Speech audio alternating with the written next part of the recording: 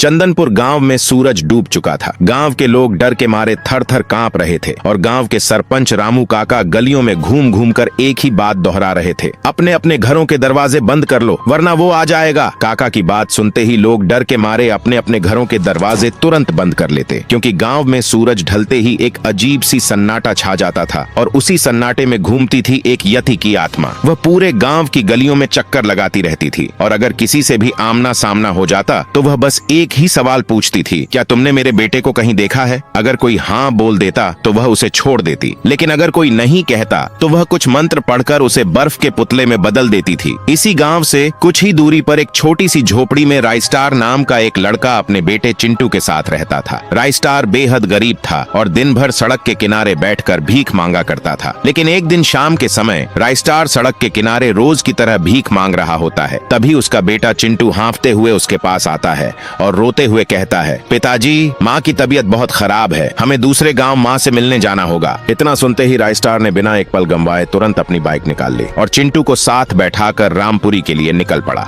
जैसे ही वह चंदनपुर पहुंचा, उसकी बाइक अचानक बंद हो गई। उसने बाइक किनारे लगाई और चिंटू को लेकर पैदल ही आगे बढ़ने लगा और पैदल चलते चलते वह देखता है कि गांव में चारों तरफ अफरा तफरी मची हुई है। लोग डर के मारे अपने अपने घरों के दरवाजे बंद कर रहे हैं। राइस्टार यह सब देखकर कुछ समझ पाता उससे पहले ही एक अधेड़ उम्र का आदमी उसके पास आता है और उन्हें रोककर कहता है, लगता है तुम दोनों इस गांव में नए हो। राइस्टार बोलता है, हाँ काका, हमें दूसरे गांव रामपुरी जाना है, पर हमारी गाड़ी बीच रास्ते में ही खराब हो गई है। तभी काका बोलते हैं, बेटा, तुम दोनों इस गांव में अब फंस चुके हो। ये गांव एक श्रापित गांव है। यह सुनते ही चिंटू फूट फूट कर रोने लगता है और बोलता है, दादाजी, मेरी माँ की तबीयत बहुत खराब है, कृपया करके मुझे आगे जाने दो। राइस्टार उसे समझाता है, पर चिंटू किसी की नहीं सुनता और पैदल ही वहाँ से निकल जाता है। कुछ ही देर चलते चलते रात भी गहरा जाती है। दूसरी ओर वह आदमी राइस्टार से बोलता है, जल्दी मेरे साथ घर के अंदर चलो वरना वह आ जाएगा। राइस्टार बिना कोई सवाल किए उसके पीछे पीछे उसके घर के अंदर चला जाता है। अंदर जाते ही वह आदमी दरवाजा बंद करता है और राइस्टार से कहता है, अच्छा किया कि तुमने मेरी बात मान ली। तभी राइस्टार पूछता है, कौन है वह और क्या है यह श्राप? तभी काका बोलते हैं, हमारे गाँव में हर शाम सूरज ढलते ही एक श्रापित यति की आत्मा घूमती है और जिससे भी उसका सामना होता है वह उससे कुछ सवाल पूछती है और किसी ने भी अगर उसके सवालों का जवाब नहीं दिया तो वह उसे बर्फ की एक मूर्ति में बदल देती है। यह सब सुनकर राइस्टार के रोंगटे खड़े हो जाते हैं और दूसरी ओर चिंटू भी गांव की सीमा तक पहुंच चुका होता है। वह आगे बढ़ने ही वाला था कि तभी उसके सामने प्रकट होती है वही यति की आत्मा। वह धीरे धीरे उसके पास आती है और उससे सवाल पूछती है, क्या तुमने मेरे बेटे को कहीं देखा है? चिंटू डर के मारे कुछ भी बोल नहीं पाता। यति को लगता है कि वह उसकी बातों का अपमान कर रहा है। वह उसे भी कुछ मंत्र पढ़कर बर्फ की मूर्ति में बदल देता है और एक ही झटके में मार डालता है।